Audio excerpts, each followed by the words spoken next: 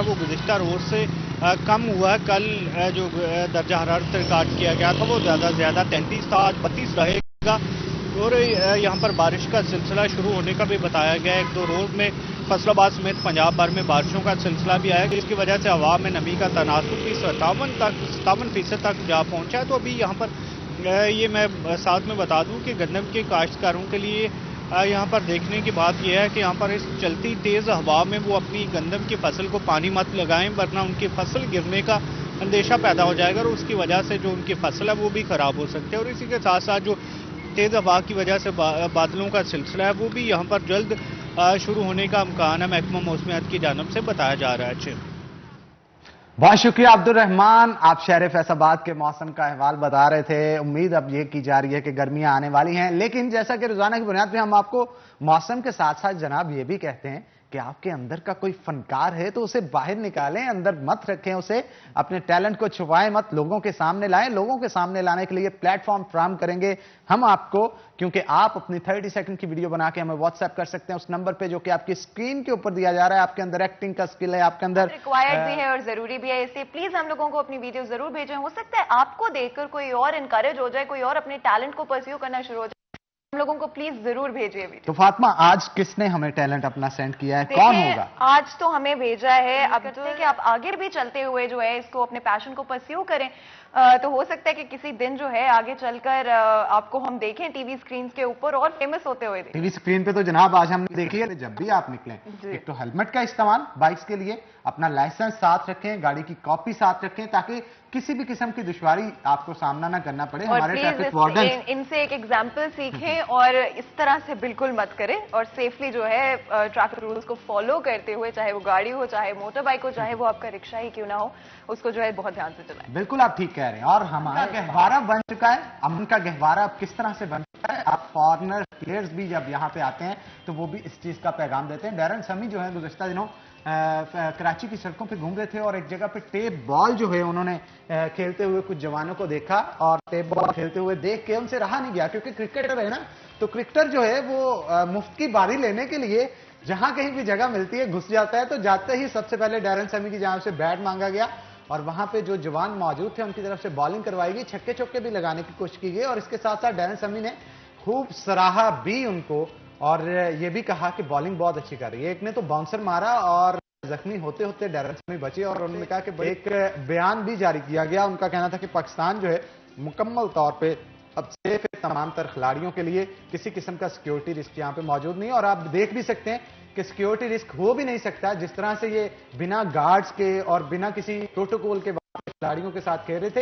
ये एक फातिमा अच्छी चीज है और बहुत अच्छी चीज है हनान, और स्पेशली दूसरे टूरिस्ट जो हैं जो फॉरेनर्स पाकिस्तान के अंदर आते हैं उनको मेरे ख्याल है इससे देखने के बाद ज्यादा कंफर्टेबल फील होगा पाकिस्तान आते हुए, और ये भी महसूस होगा कि वो लोग पाकिस्तान से आके कितना प्यार और मोहब्बत उनको हमारे लोगों की तरफ से दी जाती है। आप देख सकते हैं कि डैरन समी कितने जो है बिल्कुल रिलैक्स लग रहे हैं, कितने इनटू द एनवायरनमेंट लग रहे हैं खेलते हुए बच्चों के साथ, और उन्होंने जो है बहुत इंजॉय भी किया इस चीज को। ऑफकोर्स उनकी क्रिकेटर कोई भी हो उसके लिए स्पोर्ट्स तो सारे मजे के होते हैं और उन्होंने बहुत ही एंजॉय किया, हम वीडियो में ये देख सकते हैं। बिल्कुल आप ठीक कह रहे हैं, एंजॉय तो फिर करते हैं जब क्रिकेट कोई भी खेलता है और क्रिकेट का चार्म हमारे मुल्क के अंदर कुछ ज्यादा ही पाया जाता है। तो जनाब आगे बढ़ते हैं। जैसा कि फिटनेस की बुनियाद पे भी हम बहुत सारी बातें आपको रोजाना की बुनियाद पे बताते हैं और यही नहीं, आजकल एक ट्रेंड भी बन चुका है, कोई भी इंडस्ट्री है उसके अंदर फिटनेस जो है वो लाजमी करार दी जाती है। हमारे नौजवान तबका के अंदर भी ये शौक दिन ब दिन बढ़ता हुआ दिखाई दे रहा है और हमारे साथ आज जो गेस्ट मौजूद होंगे वो भी फिटनेस से रिलेटेड ही होंगे, क्योंकि गुज़श्ता दिनों अभी पाक चैंपियनशिप हुई है पाकिस्तान के अंदर बॉडी बिल्डिंग की और उसके अंदर नंबर 1 पे जो है वो तंजील आसिफ आए हैं और 3rd नंबर पे जो है वो मोहम्मद जुनैद आए हैं। तो दोनों आज हमारे साथ हमारे शो के अंदर मौजूद होंगे। वेलकम करते हैं तंजील आपको और वेलकम करते हैं आपको जुनैद। दोनों चमकते हुए सितारे हैं और यंग बॉडी बिल्डर्स हैं और उम्मीद कर रहे हैं कि आने वाले दिनों के अंदर मजीद पाकिस्तान का नाम जो है ये दोनों रोशन करेंगे। सबसे पहले तंजील की तरफ चलेंगे। Welcome to the show Tanzeel, क्या कहेंगे? बहुत मेहनत दरकार होती है इतना बड़ा टाइटल जीतने के लिए। ये काफ़ी सर्वाइव करना पड़ता है इसके लिए। तो हमारे यहाँ पे पाकिस्तान में ट्रेंड नहीं है, लाइफस्टाइल कुछ और है, यहाँ के खाने भी आपको पता कुछ और हैं, ऑयल और मिर्च मसाला काफ़ी तेज़ होता है। तो बाहर जो लोग हैं फॉरेनर, उनका लाइफस्टाइल ही ऐसा, उनकी फैमिली में खाना ही ऐसा बनता है। हमारे यहाँ पे खाने बनते हैं इस किस्म के और हमें वो छोड़ने पड़ते हैं। आज हमारा पूरा प्लान है कि आपसे सारे सीक्रेट्स जो हैं हम निकलवा लेंगे, ताकि पता नहीं अब हम तो फॉलो कर पाते कि नहीं, लेकिन हमारी जो ऑडियंस है वो जरूर फॉलो करेंगे जो आप बता रहे हैं। ऐसी डाइट फॉलो करनी सबसे ज्यादा जरूरी है। ट्रेनिंग के साथ साथ हमें डाइट भी फॉलो करनी पड़ती है। और थोड़ा सा इससे ये होता है कि नहीं खाते, हम भी उसको थोड़ा सा चटपटा जितना कि बना सकते हैं उसको ग्रिल कर सकते हैं। पाकिस्तानी है ना, तो क्या करें, मजबूरी है। ऐसे ही है, हम लोगों को आदत पड़ी है तो थोड़ा सा हमने टेस्ट बना लेना है। ट्रेनिंग में ये होता है कि कार्डियो ज्यादा होता है। मॉर्निंग में उठ के कम से कम 1 घंटा कार्डियो करना है, फिर ट्रेनिंग करनी है, फिर रात में दोबारा से कार्डियो करना है। तो वो कम से कम दिन में 3 से 4 घंटे हम लोग ट्रेनिंग में देते हैं, क्योंकि प्रोफेशनल जब आपने आना है तो आपको काफी मेहनत करनी पड़ती है। ये इतना टाइम देना जरूरी है हर किसी? नहीं, हर किसी के लिए इतना जरूरी नहीं है। हर किसी के लिए मेरे ख्याल से 40 मिनट से 6 दे देते हैं, तो इससे बेस्ट कुछ नहीं है। लेकिन अगर प्रोफेशनली आपने परस्यू प्रोफेशनल करना है,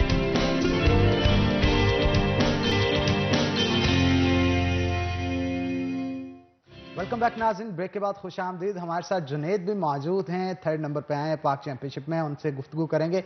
Junaid, welcome to the show. सबसे पहले तो ये बताइएगा कि बहुत बड़ा गोल अचीव किया आपने, और लाइफ में फर्स्ट टाइम मेरा ख्याल ये आपने जो है वो अचीव किया। फिटनेस के लिए टाइमिंग जो है वो बहुत देनी पड़ती है, आप कोई और काम नहीं कर सकते फिर जब स्पेसिफिकली आपको यही गोल्स अचीव करने हो।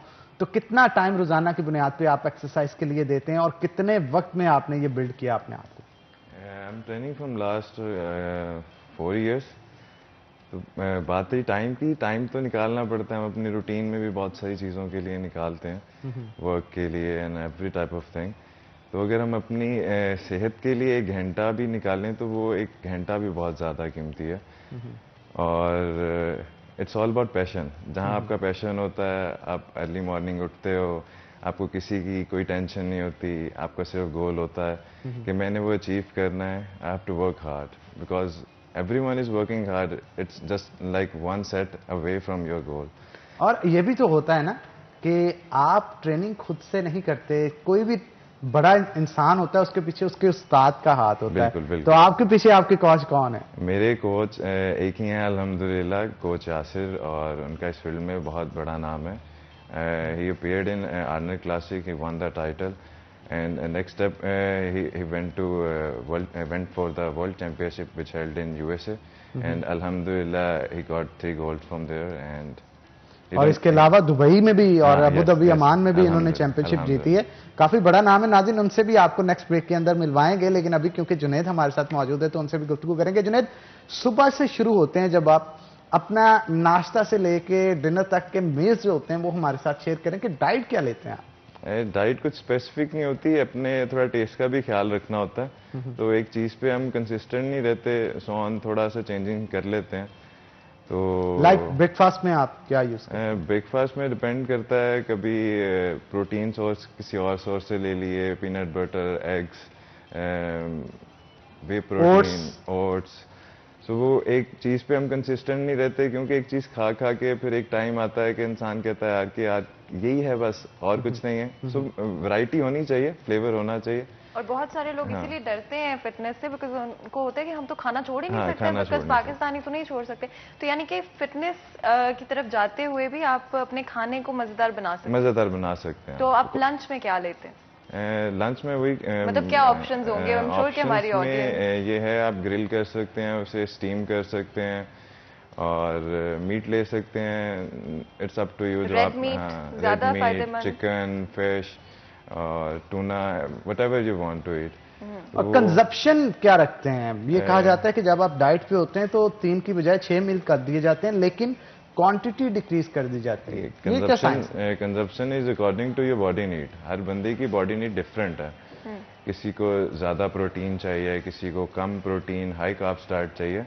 तो वो मोस्टली लोग देखते हैं कि एक एथलीट है, he is taking that diet, so we will follow that and we will achieve our goal, and that's not perfect. हर एक बंदे की डाइट प्लान उसकी बॉडी के मुताबिक होता है, तो उसके लिए एक सर्टिफाइड कोच, न्यूट्रिशनिस्ट बहुत ज़रूरी होता है।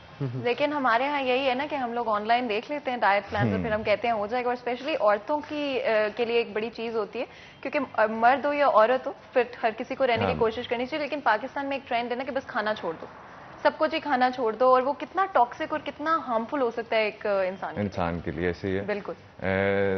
It's all about flavour. आपका जो फ्लेवर है वो आपके जुबान पे भी आएगा। अगर आपकी डाइट में कुछ ऐसी चीजें नहीं है, कार्बोहाइड्रेट्स आपको गुड एनर्जी देते हैं, बिल्कुल।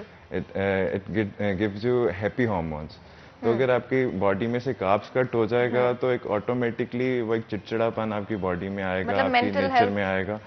तो और जो कीटो डाइट्स करते हैं वो क्या करेंगे? वो तो फिर टोटली कट ऑफ कर देते हैं कार्ब्स को। कीटो डाइट में वो एडिशनल सोर्सेज से ले लेते हैं, फैट से ले लिया, किसी और चीज से ले लिया, टू मेक द थिंग्स फ्लेवरेबल। सो वो कीटो के अलावा भी बहुत सारी चीजें आ गई हैं, आवाम फिर उस पर वर्क ऑन करती है तो सीधा। अच्छा, बहुत सारे लोग मैं देखता हूँ जिम के अंदर जाते हैं एक्सरसाइज करने के लिए, हर एक की अपनी अपनी ख्वाहिश होती है। किसी को आर्म्स बड़े चाहिए, किसी को चेस्ट बड़ी चाहिए, कोई एब्स क्लियर करने के पीछे भाग रहा होता है। तो कंसिस्टेंसी के साथ वो गेम नहीं करते, मतलब एक दिन नहीं मुख्तस करते कि आर्म्स की लगानी है, फिर चेस्ट की लगानी है, फिर पेट की कार्डियो करनी है, फिर आप टांगों की लगाएं। वहां पे लोग अगर बाजू को लगे तो बाजू बिल्ड करने पे लगे, बाकी सारे जॉनी ब्रावो बने होते हैं। तो इस हवाले से भी बताएं कि जितने आपकी अपर बॉडी की फिटनेस जरूरी है, टांगों की एक्सरसाइज भी उतनी जरूरी है। अब आपकी पूरी बॉडी है ना, आपको पूरी बॉडी यूटिलाइज करनी है। बट इज दैट ट्रू कि बॉयज मोस्टली लेग्स को स्किप करते हैं? I mostly also do skip legs. देख ले, फिर मैंने पूरा पकड़ा। क्यों है वैसे ये क्या खास बात है ऐसी लेग्स में, या मुश्किल बहुत होती है? मैं तो एक अपने पर्सनल मेरा है कुछ, मैं उस वजह से नहीं करता। बात ये है ना कि बहुत सारे लोगों का यही प्रॉब्लम है कि लेग्स वो स्किप हो जाती हैं, मतलब ऊपर से वो बिल्ड होते हैं लेकिन वो लेग्स जो होती हैं वो बिल्ड स्किप करते हैं। They just want shortcut to achieve their goals. अच्छा, उनको जो चाहिए बस वो उस पे ही फोकस रखते हैं कि हमने बिग बाइसेप्स चाहिए तो हम उसे ट्रेन करेंगे तो बाइसेप ग्रो हो जाएंगे। It's all about your whole body. आपकी पूरी बॉडी रिस्पॉन्स करेगी तो आपके पूरे मसल्स एक्टिवेट होंगे। अगर आप एक मसल हिट करते रहोगे तो वो तो आप वैसे भी बाइसेप हिट होता है, आप कोई भी डेली वर्क बेसिस में काम करते हैं, वेट लिफ्ट करते हैं, तो आपकी तो बॉडी इन्वॉल्व हो ही रही है उसमें। बिल्कुल। और आपसे भी तंजील मैं पूछना चाह रही थी कि देखिए कुछ लोग तो हैं वो जिम जा सकते हैं, लेकिन जब कोरोना आया था तो बहुत सारे लोग जो थे वो होम वर्कआउट्स की तरफ आ गए थे, जिम्स क्योंकि क्लोज थे। तो क्या ये पॉसिबल है कि घर रहते हुए भी वर्कआउट्स को कंटिन्यू रखा जा सकता हो? मैंने खुद भी लॉकडाउन में घर में ही ट्रेनिंग की है। तो किस तरह से इक्विपमेंट जो है वो किसी चीज की जरूरत नहीं होती है। एक टावल ले लें आप, उसी से सारा वर्कआउट हो जाएगा। एक टावल से? एक टावल से भी वर्कआउट हो जाएगा। ये करने पे डिपेंड करता है, अगर जिसने करना हो वो कर लेता है। अच्छा, तो यानी कि नियत ही खराब है लोगों की, इसीलिए वो करते नहीं। इवन ½ लीटर की बोतल पकड़ लें आप, उसके अंदर मतलब पानी भर के आप उससे ट्रेनिंग कर सकते हैं। हम लोगों ने सबने की है ट्रेनिंग, क्योंकि तब यही लग रहा था कि ये 1-2 वीक में ये खत्म हो जाएगा, फिर कंपटीशन आ जाएंगे। और हम लोग तैयारी में थे, 3-4 महीने से तैयारी कर रहे थे, तो हम एकदम आगे स्किप नहीं थे कर सकते कि हम यहाँ पे छोड़ दें इसको, वेट करें कि लॉकडाउन खुले फिर फिटनेस की तरफ आए। नहीं, हमारे कंपटीशन चल रहे थे, तो इसलिए हमारी तो मजबूरी भी थी कि हमने घर पे ही करना था। लेकिन अभी भी मैं सिर्फ 1 घंटा या 1.5 घंटा जिम में करता हूँ, बाकी तो 2 से 3 घंटे का वर्कआउट जो है, कार्डियो है, वो घर पे ही है। और बगैर किसी मशीनरी के, कोई मशीन नहीं है मेरे पास, एक मैट रखा हुआ है, उसी पे सारी ट्रेनिंग हो जाती है। कार्डियो के लिए आपको कोई मशीन की, किसी मशीन की जरूरत नहीं है। और समटाइम मसल ट्रेनिंग के लिए आपको मशीन की जरूरत पड़ती है। और लोग होते हैं ना कि सोशल मीडिया से वीडियोस निकाली और गलत एंगल के साथ ही गेम लगाते रहते हैं, और फायदे की बजाय उल्टा लेगमेंट्स वगैरह करवा के अपना नुकसान बनवा। एक तो लोग क्या करते हैं, आके वेट ज्यादा से ज्यादा लगाने की कोशिश करते हैं। वेट ज्यादा लगाने से कुछ नहीं होता, वेट को ठीक लगाना काम है। एंगल आपके ठीक होने चाहिए। अगर आपका एंगल नहीं ठीक, कोई फायदा नहीं, आप हल्का वेट लगाएं, ज्यादा लगाएं, इससे कोई फर्क नहीं पड़ता। यहाँ पे साइकी बनी है जी, वेट गेन करना है, मसल बड़े करने हैं, आप जी वेट ज्यादा से ज्यादा लगाएं। ये कोई ऐसी चीज नहीं है। आप नॉर्मल वेट लगाएं जितना इजीली लग रहा है, और आपके मसल को हिट होना चाहिए। बेसिकली आपके टिश्यूज फटेंगे, वहां से मसल फटेगा, नए बनेंगे। ये काम करना है हमने। खाली वो गधे वाला काम नहीं करना कि वजन उठाई जा रहे हैं, ये काम नहीं है। फिटनेस वाले बंदे का काम है सही काम करना, सही एंगल लेके चलना उसका, लेकिन एक आम जो इंसान हो, कोई भी जो फिटनेस की तरफ जाना चाह रहा हो, तो और वो कोच जो है उनके पास ना हो, या जिम जो है वो ना कर सकते हो, यहाँ पे थोड़ा सा कोचेस का भी इशू है कि सर्टिफाइड कोच नहीं है। बिल्कुल। ये तो शुक्र है अल्लाह का कि हमें एक सर्टिफाइड कोच मिल गया। आपका कोच कौन था वैसे? हम दोनों बेसिकली तो दोस्त हैं और हम दोनों के कोच एक ही हैं, यासिर भाई। अच्छा, यासिर काफी पॉपुलर हो चुके हैं, आए तो ये दुबई से हैं और दुबई में बड़े टाइटल जीत के आए हैं। और यहाँ पे भी इंशाल्लाह मतलब मैं भी जीता हूँ टाइटल, ये भी मतलब तीसरे पे आया और हमारी टीम मतलब पूरी खेल रही थी और भी काफी लड़के तैयार हो रहे हैं। तो इंशाल्लाह यासिर भाई की सारी टीम में से आगे जितने टाइटल जीतेंगे हमारी टीम ही जीतेगी। इवन बी फिट जिम और इसके साथ साथ दीगर जिम्स जब उनमें जाएं, गुफ्तगू करें, तो बहुत सारे ट्रेनर्स उनके ही बच्चे हैं, उनके ही ट्रेन किए हुए हैं, जो कि अब एज अ ट्रेनर जिम्स के अंदर परफॉर्म कर रहे हैं। अभी आगे नए लड़के भी आ रहे हैं हमारी टीम में, काफी और भी शामिल हुए हैं, लाहौर से भी, फैसलाबाद से भी, मुख्तलिफ शहरों से, चकवाल से, गैंग बना रहे हैं आप, छोटे छोटे शहरों से। ये फिटनेस का गैंग बन रहा है और ये जरूरी है। हर शहर में होंगे हम लोग, हमारी टीम ऐसी होगी कि हर शहर में 2-4 लोग, 5 लोग, 10 लोग होंगे जो लोगों को गाइड करेंगे।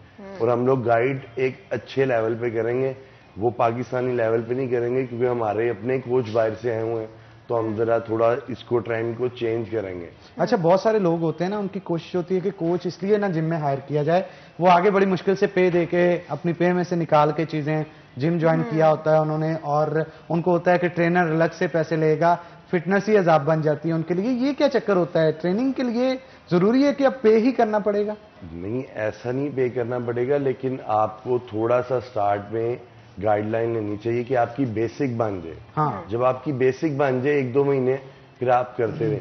और ये ज्यादातर प्रोफेशनल होते हैं जिनको कोच की ज्यादा जरूरत होती है। जिसने नॉर्मल ट्रेनिंग करनी, कार्डियो करना है, वो तो ऐसे भी भाग दौड़ करके कर लेगा, लेकिन प्रोफेशनल के लिए आपको एक कोच की जरूरत है, क्योंकि बगैर कोच के आप जीरो हैं। चलें जी, बहुत शुक्रिया आपका आज के शो में आने के लिए। नाज़रीन, इसी के साथ ब्रेक लेंगे, ब्रेक के बाद दोबारा हाजिर होते हैं। कहीं मत जाइएगा, हमारे साथ रहिएगा।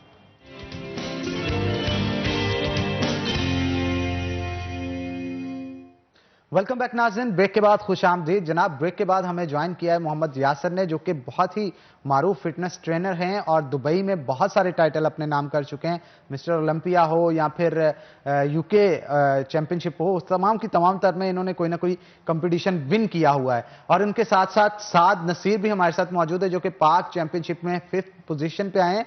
ये भी इन्हीं के स्टूडेंट हैं। तो पहले मैं यासिर की तरफ जाना चाहूंगा। यासिर, बहुत सारे चैंपियंस आप बना रहे हैं और खुद भी इतनी सारी चैंपियनशिप्स जीती हैं, तो कितने अरसे से आप इस बॉडी बिल्डिंग से वाबस्ता है? क्योंकि जब से मैंने होश संभाली, आपको एब्स के साथ ही देख रहा हूं मैं।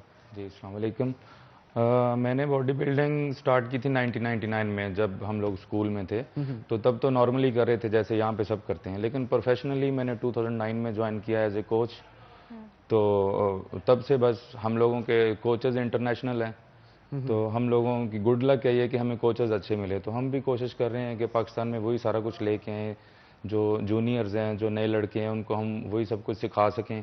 एक्चुअली मेरा मकसद एथलीट्स बनाना नहीं है, मेरा मकसद कोचेस बनाना है। मैं पाकिस्तान में अच्छे कोचेस बना सकूं और वो आगे लोगों को ट्रेन कर सकें। अच्छा, कौन कौन से कोचेज हैं? अगर इन तीनों से हटके बात की जाए, हमारे फैसलाबाद के अंदर 2-4 बड़े अच्छे जिम्स हैं, उनमें से अगर बी फिट या दूसरे जिमों की बात की जाए, उनके अंदर कितने आपके ट्रेन किए गए बच्चे हैं और कौन कौन से? काफ़ी लोग हैं। एक्चुअली जब मैं वेकेशंस भी आता हूं तो मेरी कोशिश होती है कि मैं अच्छे जिम्स में जाऊं और जो अच्छे एथलीट्स हैं या जो अच्छे लड़के हैं इस फील्ड में, उनको मैं ज़्यादा से ज़्यादा नॉलेज दूं। उनमें काफ़ी लोग हैं। बी फिट में नवाज बाजवा है, वो अच्छा ट्रेनर है, मेरा काफ़ी पुराना दोस्त भी है। और फिर उसके बाद 1-2 और लोग भी हैं, मैं नाम उनका नहीं लेना चाहता। फिर ये अभी साद को भी मैंने वहीं से पिक किया था, तो इसको मेरे साथ 3 महीने हुए अभी, लेकिन इसकी ट्रांसफॉर्मेशन 25 डेज में आई है।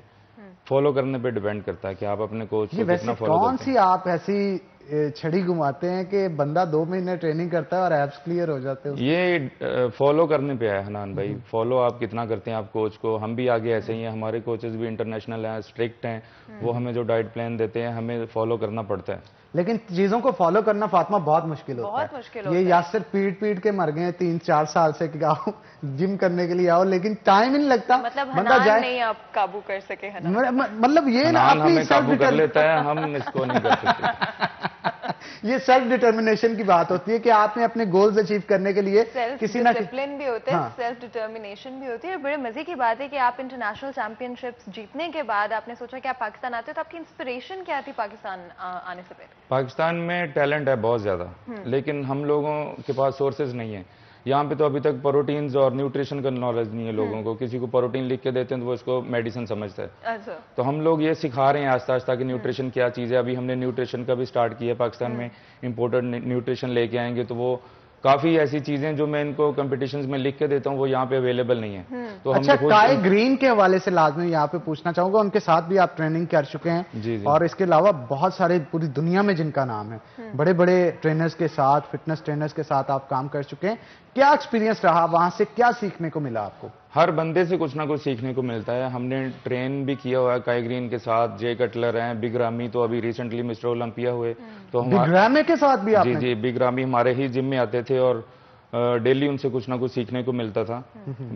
4 मंथ 5 मंथ उन्होंने हमारे साथ ट्रेनिंग किया हमारे जिम में। फिर इंटरनेशनल काफ़ी कोचेज हैं जो खुद मतलब इन ओलंपियाज को लेके दुबई में आते हैं। जैसे दुबई मसल शो होता है तो सब ओलंपियाज को इनवाइट किया जाता है। ऐसे कंपटीशंस होते हैं तो सेलिब्रिटीज को इनवाइट करते हैं। तो फिर वो जब वहां पे रहेंगे तो हमें मौका मिलेगा उनसे सीखने को। बिल्कुल, आप ठीक कह रहे हैं। साद, आप क्या कहेंगे, फ्यूचर गोल्स क्या हैं आपके? फ्यूचर गोल्स यही है मेरे कि फिटनेस को लेकर चलूँ। मेरा प्लान है दुबई मिसल मिनिया खेलने का। तो दुबई मिसल मिनिया के लिए तैयारी आप कर रहे हैं? 5 चैंपियनशिप तो जीत ली आपने। हाँ, इंशाल्लाह नेक्स्ट मेरा वही प्लान है। ठीक है, तो उसके लिए कोचिंग वगैरह और कोचिंग यासिर भाई से ही, और मेरा कैरियर का स्टार्ट ही यासिर भाई से हुआ है। मैं तो मार्शल आर्ट्स, जिम्नास्टिक, कैलिस्थेनिक्स का प्लेयर था। फिगर मेरा बिल्कुल भी नहीं था, बस नॉर्मल जैसे होता है प्लेयर्स का। तो मुझे इस चीज में लाने वाले यासिर भाई हैं। मीन्स के मैं कुछ, मेरी औकात ही कोई नहीं थी बस समझ। अरे क्या मेरी औकात बनाने वाले मेरे कोच हैं और इनको मैंने फॉलो अभी 100% नहीं किया। अभी 5th नंबर पे आया हूँ। 100% कर लेता तो शायद नंबर 1 पे आया। तो आपने कहाँ पे जो है वो इनकी बात फॉलो नहीं की? मुझे पता है आप सीक्रेट्स नहीं बताएंगे ऑफ कोर्स कि उन्होंने क्या क्या आपको बताया होगा, लेकिन मैं सारा कुछ बता दूंगा। सारा बता दूंगा। पहले तो कोच को खाना खिलाओ ना। पहले तो मैं बता दूं आपको, यासिर भाई बहुत स्ट्रिक्ट हैं। मैंने यासिर भाई की बहुत डांट खाई है, इतनी डांट खाई है कि शायद ही किसी ने खाई हो। मैं कोई चीज पूछ लेता था ना, स्टूपिड से क्वेश्चंस करता था यासिर भाई से, ये चीज कर लूं, ये गेम ऐसे किया मसल, वो मुझे बहुत डांट पड़ती थी। और उसी डांट के नतीजे में अल्लाह का शुक्र है कि मैंने पार्टिसिपेट किया और मेरा पहला कंपटीशन है ये कैरियर का। और 25 डेज में ट्रांसफॉर्म किया है। इतनी मेहनत की है, मैंने जॉब तक छोड़ दी। यानी कि 25 दिन के अंदर आपने इस कंपटीशन के लिए जो है 25 दिन मैंने जॉब छोड़ दी थी। मैं ये जरूर कहना चाहूंगा, 25 दिन में ये बॉडी बिल्ड नहीं की। मैं इनको जानता हूं, इनकी बॉडी पहले से बिल्ड थी। ट्रांसफॉर्मेशन यानी फैट कंटेंट कम करके मसल्स को क्लियर किया है। अच्छा। हाँ, डाइट मैं बता रहा हूँ, मैंने जॉब छोड़ दी थी और मेरा काम मेरी वाइफ ने, मेरी माँ ने बहुत कॉम्प्रोमाइज किया। मेरा काम होता था सिर्फ खाना, सोना और जिम। इसके अलावा मैं घर का कोई काम नहीं करता था। आप ये काम नहीं करेंगे तो कभी भी कंपटीशन भी नहीं चल सकता, क्योंकि ये 3 चीजें ही हो तब ही आप कंपटीशन लड़ सकते हैं, अदरवाइज। मेरी कार्डियो बहुत टफ होती थी। मेरी कार्डियो 2 घंटे मॉर्निंग, 2 घंटे इवनिंग, और बस ये सोच के ही ना दिमाग खराब हो जाता था कि 2 घंटे कार्डियो करनी है। स्टार्टिंग में तो मैं डंडी मार लेता था, आधा घंटा कर ली, कोच कौन सा देख रहा है। यासिर भाई तब दुबई थे।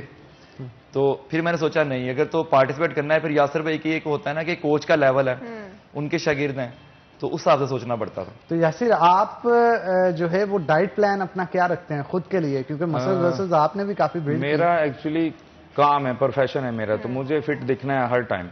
मेरा लाइफस्टाइल बन चुका है। ये जो डाइट है मेरे लिए नॉर्मल है। कार्ब्स और प्रोटीन्स डेली 4 मील हो गए, एग्स, ओट्स, ये सब मेरा लाइफस्टाइल बन चुका है। हम लोग दूसरे रास्ते में जा ही नहीं सकते। तो इसके लिए अच्छा खासा अर्निंग भी करनी पड़ती है, स्पेंडिंग भी करनी पड़ती है। तो आप अपने प्रोफेशन से इतना कमा लेते हैं, क्योंकि पाकिस्तान में ये कहा जाता है कि अगर आप पाकिस्तान के अंदर मौजूद हैं तो इतनी अर्निंग यहाँ से जनरेट नहीं कर सकते आप। पाकिस्तान में भी जो अच्छे ट्रेनर्स हैं अच्छा अर्निंग कर रहे हैं। और हम लोगों का तो काम है, हमें फिट दिखना है। 1 साल में 6 कंपटीशन आते हैं, हमको कम्पीट भी करना है उसमें। अच्छा दिखेंगे तो अच्छा बिकेंगे। हम लोगों का ये सीन है। अच्छा, दुबई में जब आप बहुत सारे मुकाबले आपने लड़े, यूके में लड़े, और कोलंबिया के अंदर भी शायद आप गए थे। मैं यूएस से गया था last year, world physique championship में मैंने 2 गोल्ड लिए, और आर्नल्ड क्लासिक गया था मैं साउथ अफ्रीका, वहां पे मैंने गोल्ड लिया है। बस ऐसे हमारा कोच जहाँ पे बेहतर समझता कि इसको भेजना चाहिए।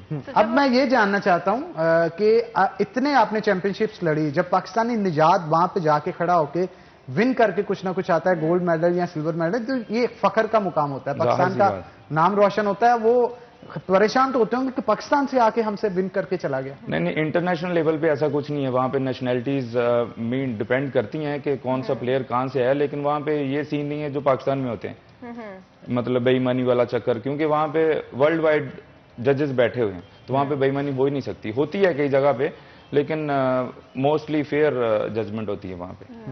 तो आर्नल्ड के साथ आपकी मुलाकात हुई? नहीं, हमारी बैड लक है कि वो उस टाइम हॉस्पिटल में था, नहीं आ सका उस कंपटीशन पे। फर्स्ट टाइम उसने अपना कंपटीशन मिस किया। सबसे ज्यादा कौन से बॉडी बिल्डर से आपको इंस्पिरेशन मिली? किसका वर्कआउट, किसकी डाइट प्लान, किसकी बॉडी आपको सबसे ज्यादा फैसिनेट करती? हर प्लेयर का डाइट प्लान जो है वो डिफरेंट है उसकी बॉडी के हिसाब से, और एक्सरसाइजेज ऑलमोस्ट सेम होती हैं सबकी, बस वेट में डिफरेंस आ जाता है, कोई हैवी लिफ्टिंग करता है, कोई लो लिफ्ट। जब हम लोग कटिंग में जाते हैं, श्रेडिंग में जाते हैं, तो रैपिंग बढ़ा लेते हैं और वेट जो है वो लेस कर लेते हैं। जब हम लोग गेनिंग में जाते हैं तो फिर हैवी वेट से खेलते हैं और रैप्स कम कर लेते हैं, जैसे 8, 10, 12 ऐसे। और हर बिग रामी के साथ आपने कोई एक्सरसाइज की है? बिग रामी के साथ 6 महीने गुजारे हैं, बहुत कुछ सीखने बड़े बड़े बॉडी बिल्डर चुन्नू मुन्नू लगते हैं उनके सामने, और बहुत बड़े। बिग रामी वाकई बिग रामी है, बहुत बड़ा है और बहुत पोलाइट बंदा है और बहुत डाउन टू अर्थ है, रियल चैंपियन है। तो जब आप पाकिस्तान आए, आपने मतलब इनिशियली जब सोचा कि मैं यहाँ पर आकर टैलेंट को सर्च करना चाहता हूँ या कोच करना चाहता हूँ, तो आपको किस तरह की मुश्किलात जो है सामने आई पाकिस्तान आने के बाद, या आप कोई पहले से कॉन्टैक्ट्स थे और आपको मुश्किल नहीं हुआ यहाँ पे आने के? कुछ लोग फेसबुक पे फॉलो करते हैं, कुछ इंस्टाग्राम पे फॉलो करते हैं, पिक्चर्स देखते हैं, कंपटीशन की पिक्चर्स देखते हैं तो राब्ता करते हैं, तो फिर हमारी कोशिश होती है कि उनको ऑनलाइन ज़्यादा से ज़्यादा गाइड किया जाए। अब हम सबके साथ रुक नहीं सकते, तो ये दोनों भाई जो हैं ये भी ऑनलाइन ही थे, ये भी ऑनलाइन ही है, तो मैं तो टाइम नहीं दे सकता। अभी वेकेशन पे आए हैं तो सिर्फ अपना वर्कआउट करता हूँ, तो उसी टाइम में अगर 2, 4, 5 दोस्त आ जाते हैं तो साथ कर लेते हैं, वरना यानी कि ज्यादातर जो है आपकी कम्युनिकेशन ऑनलाइन होती है, ऑनलाइन है, और फोकस हम लोग डाइट प्लान पे करवाते हैं। वर्कआउट सेम है सबकी ऑलमोस्ट। तो मतलब अगर आप कोई भी फिट होना चाहें या फ्यूचर में इसको प्रोफेशन बनाना चाहते हो, तो सिर्फ जो है वो एक्सरसाइज से काम नहीं चल सकता है, उसमें डाइट और न्यूट्रिशन मस्ट है इसमें। बिल्कुल, और ये चीजें ना हो तो इंसान मुकम्मल ही नहीं हो सकता। न्यूट्रिशन को अगर आप फॉलो नहीं करते, जितनी मर्जी एक्सरसाइज लगाएं आपकी बॉडी बिल्ड नहीं हो सकती। पाकिस्तान में हर कोई शॉर्टकट ढूंढते हैं, बिल्कुल आप ठीक कह रहे हैं, हम इस पे मजीद गुफ्तगू करेंगे लेकिन फिर किसी और सेगमेंट में, क्योंकि हमारा वक्त जो है वो खत्म हो चुका है। तो बहुत शुक्रिया यासिर आज के शो में आपका आने के लिए, साथ आपका भी बहुत शुक्रिया। तो इसी के साथ नाज़रीन ब्रेक लेंगे, ब्रेक के बाद दोबारा हाजिर होते हैं, कहीं मत जाइएगा, हमारे साथ रहिएगा। वाकयात भी जो है वो सामने आते हैं। कहाँ पे एक जमाना होता था कि हमें पता ही नहीं होता था कि साथ वाले घर में क्या हो रहा है। अब एक ऐसा जमाना आ गया सोशल मीडिया और इंटरनेट की वजह से कि हम लोगों को ये भी पता होता है कि डिफरेंट ममालिक में क्या हो रहा है, ऑल ओवर द वर्ल्ड क्या चल रहा है। और एक छोटे से गांव में भी कोई वाकया पेश हुआ हो और जब सोशल मीडिया पे आता है तो यूं वायरल होता है पूरे सोशल मीडिया के ऊपर, किसी को पता चल जाता है, चाहे आप दुनिया के किसी भी कोने में रहते हो। अब नाइजीरिया के अंदर भी एक वाकया गुज़श्ता दिनों पेश आया।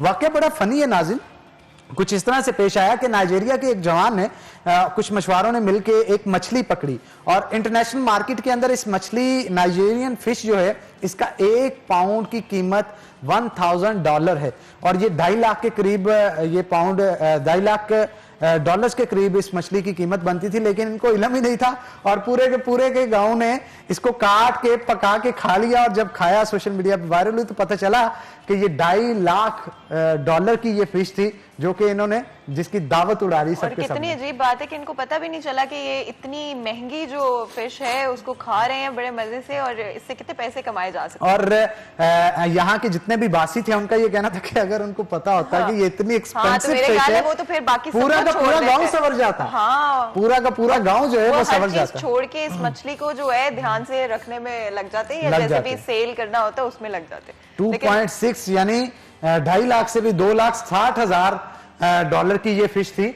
और मिलियन की फिश थी। $26 लाख की ये फिश ही थी जो ये खा गए। मैं तो परेशान हूं, हैरान हूं इन पे कि इनको पता ही नहीं चला। वैसे कोई भी शख्स जो कि जिसे इसका इल्म ना होता वो तो मछली को खाने की डिश समझ के ही पका लेता और खा लेता। मतलब अनफॉर्चुनेट बोले, सरप्राइजिंग बोले कि कई दफा इस तरह के इंसिडेंट्स जो है वो पेश आ जाते हैं कि इंसान खुद हैरान कुन रह जाते हैं।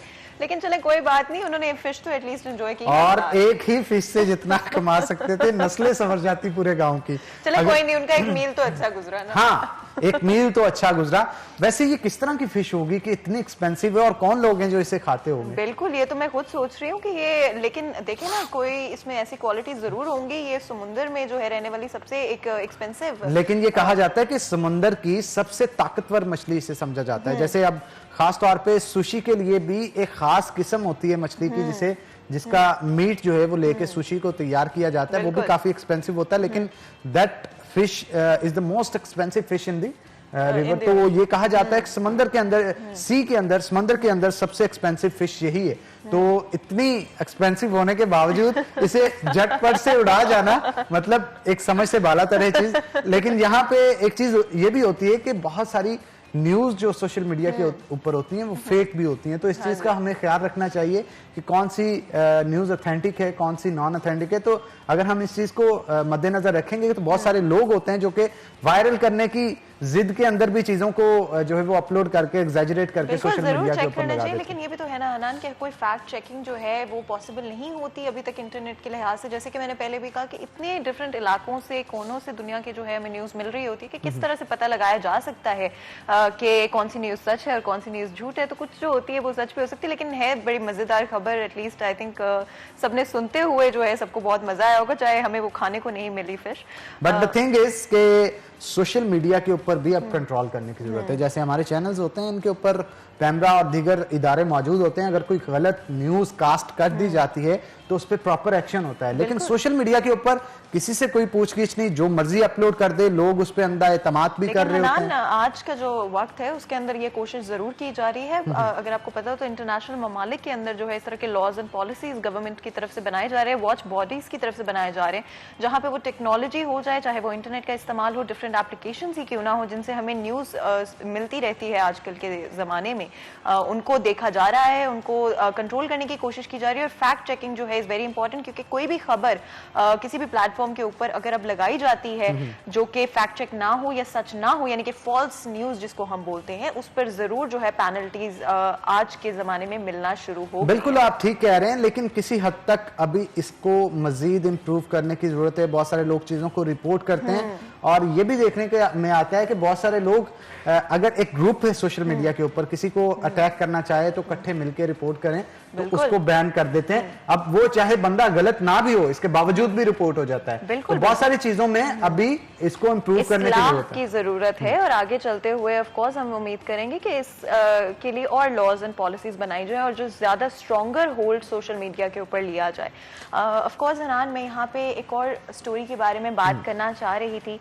बहुत सारे जज्बात होते हैं हर इंसान के अंदर, बहुत सारी फीलिंग्स होती हैं, लेकिन ये ऐसा कौन सा जज्बा होता है, ये कौन सा जो एहसास होता है, कौन सी मजबूती और स्ट्रेंथ होती है जिसके बिना पर एक शख्स अपनी जिंदगी से ऊपर अपने सोसाइटी और अपने मुल्क को रख लेता है। और ये बहुत ही अजीम बात है, क्योंकि एक आम इंसान के लिए बहुत मुश्किल है, लेकिन ऐसे लोग हर सोसाइटी में मौजूद हैं, पाकिस्तान के अंदर वाकई मौजूद हैं, जो कि अपने से पहले अपने आसपास के लोगों को रखते हैं, उनकी सेफ्टी को रखते हैं, हमारी सोसाइटी को रखते हैं और सबसे पहले जो है हमारे मुल्क को रखते हैं। आज हम इस स्टोरी के अंदर ऐसे ही एक शख्स की बात कर रहे हैं, SHO मियां इमरान शहीद जो है, हम उनकी बात कर रहे हैं। ये रावलपिंडी से ताल्लुक रखते थे, चकवाल के ये रहने वाले थे पहले से, लेकिन रावलपिंडी के अंदर ये एज एन SHO सर्व कर रहे थे, जहां पर ये शहादत जो है पा गए हैं। किसी भी ऑफिसर के लिए जो कि चाहे आर्मी से रिलेटेड हो, मिलिट्री से रिलेटेड हो,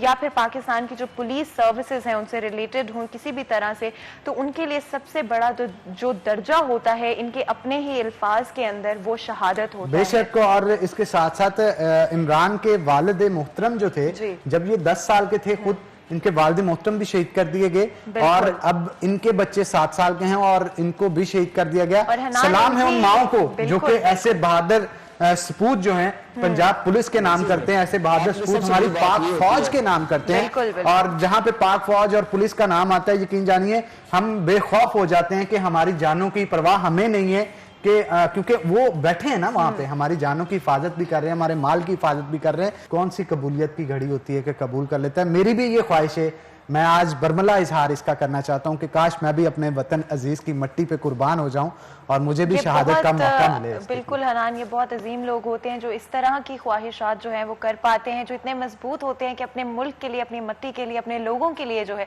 अपनी जान कुर्बान कर देते हैं। हम उम्मीद करते हैं कि और भी लोग जो है पाकिस्तान के अंदर वो इस तरह का जज्बा जो है वो जरूर रखेंगे। बहुत उनकी फैमिली के लिए हमारे पास बहुत सारी कंडोलेंसेस, लेकिन हम दुआ करते हैं कि अल्लाह ताला उनको सेहत तंदुरुस्ती दे, जिंदगी दे और हमारे सर पे साया उनका सलामत रखे। फरजाना सिद्दीक भी हमारे साथ मौजूद है, हमारी रिपोर्टर हैं क्राइम की, तो उनसे भी गुफ्तगू करेंगे इस हवाले से। फरजाना क्या कहेंगे, ये इस कदर जोशो जज्बा के नस्ल दर नस्ल इस मुल्क पे अपना खून कुर्बान करते आ रहे हैं, और सलाम है उन माओं को जो अपने सपूत इस मुल्क के हवाले कर देती हैं और वो भी बिला खौफ इस मुल्क पे अपनी जान कुर्बान कर देते हैं, सिर्फ अमन का गहवारा बनाने के लिए, हम लोगों की हिफाजत के लिए। हनान, अभी आप सवाल कर रहे हैं और मैंने जवाब देना है और आप यकीन करें मेरे वो रोंगटे खड़े हो गए। बहुत हौसला चाहिए होता है माओं को, ये कह देना कि हमें फख्र है मेरा बेटा शहीद हुआ है, मुझे फख्र है मेरा भाई शहीद हुआ है, मुझे फख्र है मेरा खामुद शहीद हुआ है। ये लफ्ज नो डाउट को बहुत हौसले से कहते हैं, लेकिन उनके दिल पे क्या गुजरती है। शहीद हुए हैं लेकिन हम उनको दोबारा कभी नहीं देख सकेंगे, हम उनको दोबारा कभी नहीं मिल सकेंगे। उनके दिल पे इस वक्त क्या गुजर रही होती है वो ही जान रहे होती है, और ये वाकईतन उनका हौसला होता है जो इतने फख्र से कहते हैं और जाने वालों को बड़े ही फख्र से रुखसत करते हैं। जैसे ये मियाँ इमरान शहीद, इनके पास मुतअद्दिद दहशतगर्दी के मुकदमात थे जिनकी तफ्तीश इनके पास चल रही थी। आज मैं इससे भी अफसोसनाक बात यह है कि आज मैं एक इंटरनेशनल न्यूज़पेपर में इनका इंट्रोडक्शन देख रही थी और उन्होंने इनके लिए जाँ भग का वर्ड यूज किया हुआ था और कहीं पर हलाक का लफ्ज इस्तेमाल किया हुआ था। उस चीज ने जर्नलिस्ट से हटके एक आम शहरी की हैसियत से मुझे बहुत तकलीफ दी कि इतना जवान बेटा इस मुल्क को कौम के लिए लड़ते हुए वो शहीद हो जाए और आप उसके लिए लफ्ज इस्तेमाल करेंगे हलाक, जाँ भग। अगर उसके बच्चे पढ़ेंगे, उसकी जो बेवा पढ़ेगी, उसकी वालदा पढ़ेगी, उन पे क्या गुजरेगी। क्या मतलब मेरे बेटे को इन्होंने क्या नाम दिया, हलाक हो गया, जाँ भग हो गया। एक ऐसे इंसान जिन्होंने अपनी जो जिंदगी है वो सिर्फ इसलिए फोर्स डिक्लेयर करी है कि वो शहीद हुए। बिल्कुल बिल्कुल, ठीक है, उनके जो हैं आला अफसान पुलिस की वो डिक्लेयर कर रहे हैं कि वो शहीद हुए हैं, तो हम किस तरह से कह सकते हैं कि वो जाँ भग हो गए, वो हलाक हो गए। और उनकी बीवी का ये कहना था कि हमेशा जब भी बाहर जाते थे तो बच्चों के साथ मुझे भी साथ लेकर जाते थे, और इस रोज उनको बीवी को साथ लेकर नहीं गए, अकेले चले गए। और जो मुकदमा दर्ज हुआ वो उनके जो साथी थे इंस्पेक्टर, उनकी मुद्दत में दर्ज हुआ। उनका कहना था कि 4:30 बजे उनका राब्ता भी हुआ कि मैं अपने बच्चों के साथ रेस्टोरेंट में खाना खाने आया हूँ और उनको लेकर निकल रहा हूँ, और उसके बाद उनकी शहादत की खबर सामने। लेकिन ये कितने सपूत मिटा लेंगे, एक के बाद एक खड़ा होगा, हमारी गिनती खत्म नहीं होगी, इनकी गिनती खत्म हो जाएगी। बिल्कुल ऐसे ही है, बिल्कुल ऐसे ही है। अल्लाह ताला ने जब तक हमारी माओ को हौसले दिए हुए, चोरी डिकेटी, मारे गए सरहद के बाहर, सरहद के अंदर, हम ऐसी बातें तो करते हैं, लेकिन जब ऐसे शोहदा को देखते हैं तो यकीन करें सर फखर से बुलंद होता है। तो जो मर्जी कर लें, शर्पसंद नासिर जो मर्जी कर लें, जब तक हमारी फोर्सेस हैं, हमारे वर्दी वाले महकमे हैं, अल्हम्दुलिल्लाह हमें कोई नुकसान नहीं पहुंचता। और फरजाना ये तो एक है, हमारे सरहदों पे कितने जवान जो कि अपनी जानों के नजराने पेश करते हैं। अल्लाह ताला हमारे जो फोर्सेस अदारे हैं, हमारी जो पाक फौज है, उनके जो अफसरान हैं, अल्लाह ताला उनको जिंदगी दे, सेहत तंदुरुस्ती दे। उन्होंने किस तरह से कुर्बानियां दे के, किस तरह से अपनी दिन रात की नींदें हराम करके हमारी हिफाजत करते हैं, और किस तरह से इस वतन की मिट्टी को अपने लहू से सराब करके बचाते हैं। सर्द हवा नहीं लगने देती बेटों को, और पाल पोस के जवान करती हैं, इनको बड़ा करती हैं, इनको वर्दी वाले महकमे में भर्ती करवाती हैं। ये आसान नहीं होता है किसी भी महकमे में, इतना जवान बेटा जिसे देख के रखता है, जाओ जाके शहीद हो जाओ, हमारे लिए कहती है ना, हमारी हिफाजत के लिए अपने जवान बेटे को हमारे सर पे वार देती हैं। वो इस मुल्क के लिए, इस कौम के लिए, इस नेशन के लिए अपनी नींदें जो है वो खराब कर देती हैं, इसलिए कि हम लोग सुकून की नींद। और यहाँ पे मैं ये जरूर मेंशन करना चाहूंगा कि ये बहादुरी कोई छोटी मोटी बहादुरी नहीं होती। एक पुलिस का अफसर या एक फौजी जो सरहद पे खड़ा है, जिसे पता है कि आने वाली गोली मेरा सीना चीरते हुए जाएगी और मेरी जान चले जाएगी, और इसके बावजूद कि उसके घर में उसकी फैमिली मौजूद है, वो फिर भी नहीं घबराता। उसके हौसले देखे कितने बुलंद है कि वो उस गोली के आगे डट जाता है कि पहले मेरा सीना चीरेगी फिर मेरे मुल्क की तरफ। बिल्कुल ऐसे ही। अक्सर एक सवाल ये भी जहन में आता है कि जो मतलब शहीद होते हैं या जख्मी होते हैं, तो मतलब आज तक कभी मेरा ऐसा इत्फाक नहीं हुआ, शहीद तो हो गए, अल्लाह को प्यारे हो गए, जो जख्मी होते हैं उनसे भी कभी आज तक इंटरव्यू का इत्फाक नहीं हो सका। अदरवाइज मैं उनसे ये सवाल जरूर करूं कि जब गोली लगती है उनके सीने पर या जिस्म के किसी भी हिस्से पर, तो सबसे पहला ख्याल किसका जहन में आता होगा? माँ का, बाप का, बीवी बच्चों का, बहन भाई का? क्या वो जहन में सोचते होंगे कि पता नहीं अब हम बच पाएंगे नहीं बच पाएंगे, और क्या सिचुएशन है, मोस्टली नहीं बच पाते। उनकी सोच होती होगी मुल्क और ऑफ कोर्स लोगों के लिए तो वो जरूर सोचते होंगे, लेकिन ऐसी क्या इंस्पिरेशन और क्या हौसला देने के लिए अपने आप को वो कहते होंगे कि मजबूत रहे? बिल्कुल आप ठीक कह रहे हैं। मेरे कुछ हैं दोस्त, तो मैं जब उनसे गुफ्तगू करता हूँ तो उनका कहना भी आता है कि जब भी हमारे जहन में जो मर्जी ख्याल आ रहा हो, जहां पे वतन की बात आती है ना, सब पीछे छोड़ देते हैं हम। तो यकीन जानिए इस कदर मोहब्बत इन लोगों को वतन के साथ ऐसे, और इस कदर प्यार, इस कदर मतलब रश्क आता है उनको देख के कि वो हर चीज छोड़ देते हैं सिर्फ एक सोच के पीछे कि नहीं, हम जिस मट्टी से जहां से हमारा ताल्लुक है, अगर हम पीछे हट गए तो दुनिया के अंदर क्या रिप्यूट जाएगी। अनमोल मोहब्बत है, बगैर किसी लालच के, बगैर किसी मोहब्बत के, हम सब के लिए, हमारी कौम के लिए, हमारी नेशन के लिए। वैसे फरजाना, जब इनका हिम्मत, हौसला और जज्बा देखता हूं ना, मेरी भी बड़ी ख्वाहिश थी कि मैं भी पाक फौज के अंदर जाऊं, इस वतन की मट्टी पे के लिए जो है वो शहीद हूं। ये एक रुतबा ही ऐसा होता है, कह दिया जाता है कि जन्नत में जाता है डायरेक्ट शहीद। यूं भी तो मरना है ना, क्यों ना वतन के लिए मर जाए। और बिल्कुल ये लोग जो होते हैं बहुत ही खुशकिस्मत होते हैं जो अपने वतन के लिए शहीद होते हैं, शहीद कहलाते हैं। उनकी आने वाली नस्लें बड़े फख्र से कहती हैं। जैसे कि ये डिसिप्लिन्ड जो हमारा इदारा होता है पाक फौज, उसका डिसिप्लिन बहुत पसंद आता है उसे, उसका चार्म ही और है उसे देखने का। जैसे भी हम इंस्पेक्टर शहीद का इंटरव्यू सुन रहे थे, उन्होंने कहा मतलब मैं खुद भी SHO बन गया, मुतअद्दिद थानों में तैनात रहा, लेकिन पहचान हमेशा शहीद के बेटे के नाम से। बिल्कुल बिल्कुल, शहीद का बेटा। और कितनी अजीब बात है कि उन्होंने ये बात खुद अपने मुंह से बोली और उसके बाद वो खुद भी शहीद हो। खुद शहीद। बिल्कुल आप ठीक कह रहे हैं, इस पे मजीद भी गुफ्तगू करेंगे, लेकिन एक छोटी सी ब्रेक के बाद। तो नाज़रीन यहाँ पे ब्रेक लेंगे, ब्रेक के बाद दोबारा हाजिर होते हैं, कहीं मत जाइएगा, हमारे साथ रहिएगा।